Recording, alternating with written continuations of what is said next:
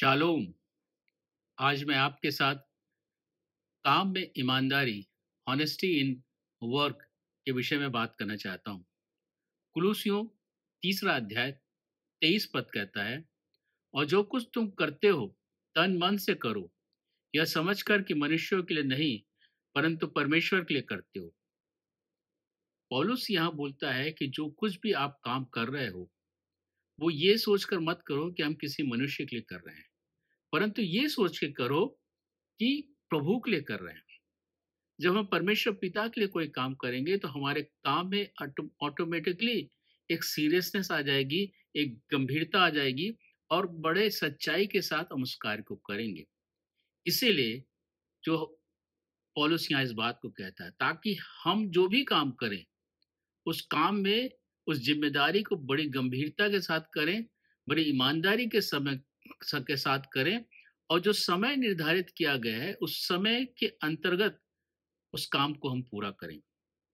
यदि हम किसी काम को लापरवाही से करते हैं या काम को पूरा समय से नहीं करते हैं या काम चोरी करते हैं, तो इसका मतलब यह है कि हम परमेश्वर को तुच्छ जानते हैं, क्योंकि परमेश्वर की आज्ञा का हम पालन यहाँ नहीं कर रहे हैं।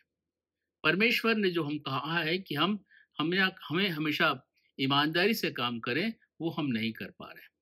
इसलिए हम परमेश्वर को तुच्छ जान रहे हैं, परमेश्वर की आज्ञाओं को तुच्छ जान रहे हैं। इसलिए हमें सचेत होने की जरूरत है कि जो कुछ भी हम काम करते हैं इस संसार में, इस धरती पर रहते हुए, चाहे वो हमारा ऑफिस का काम क्यों ना हो, उसको बड़ी ईमानदारी के साथ, विश्वास योग्यता के साथ करने की आवश्यकता है। लय व्यवस्था 19 अध्याय 36, 35 और 36 में लिखा है, तुम न्याय में और परिणाम में और तौल में और नाप में कुटिलता ना करना, सच्चा तराजू, धर्म के बटखेरे, सच्चा एपा और धर्म का हीन तुम्हारे पास रहे। मैं तुम्हारा परमेश्वर यहोवा हूँ और तुमको मिस्र देश से निकाल लिया हूँ। यहाँ परमेश्वर जब इसराइलियों को मिस्र से निकाला तो उनको उनको एक आदेश दे रहे हैं, एक आज्ञा दे रहे हैं कि तुम्हारा जो न्याय होगा वो उसमें तुम सच्चे होना चाहिए। जो तुम्हारा जो तौलने का है उसमें किसी प्रकार की कुटिलता नहीं होना चाहिए। ईमानदारी से काम करने की बात यहाँ कर रही है। न्याय के समय किसी से घूस लेके अन्याय नहीं करना, पक्षपात नहीं करना, ये सब बात परमेश्वर पिता वहां बता रहे हैं, ताकि वो अपने काम में ईमानदार रहें, सच्चे रहें और किसी के साथ किसी का पक्षपात ना करें। अगर हम नूह के जीवन में देखते हैं, जो परमेश्वर ने उसको आज्ञा दी थी कि तू एक जहाज बना, उस समय जब पानी नहीं गिरता था, तो नूह को परमेश्वर ने आज्ञा दी।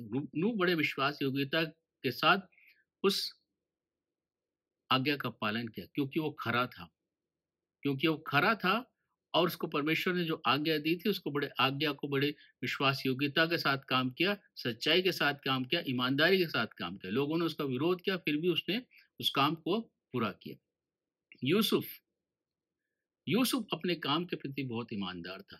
यूसुफ बहुत आ, आ, बुराई से दूर रहने वाला व्यक्ति था। और जब अकाल पड़ने वाला था, यूसुफ उस समय प्रधानमंत्री था, अकाल पड़ने वाला था, तो उसने अकाल से बचने के लिए जगह जगह में स्टोर हाउसेस बनाए। वो तो राजभवन में रहता था, उसके लिए खाने की कमी नहीं थी, लेकिन उसने लोगों की चिंता की, उसने वो काम किया लोगों की भलाई के लिए, ताकि लोग अकाल से बचे। ये ईमानदारी से काम करने का एक सबूत है, एक नमूना, एक उदाहरण है हमारे लिए। यीशु मसीह को परमेश्वर पिता ने आज्ञा देकर इस धरती पर भेजा था। बहुत कठिन आज्ञा थी, उसको अपना बलिदान कर देना था। क्रूस पर उसको मृत्यु के लिए परमेश्वर ने यहाँ भेजा था, ताकि हम मनुष्यों के लिए उस मृत्यु को सहे, उस दंड को सहे, उस बलिदान को दे, कांटों का ताज पहने, कोड़े से मारे जाए, किले से ठोके जाए।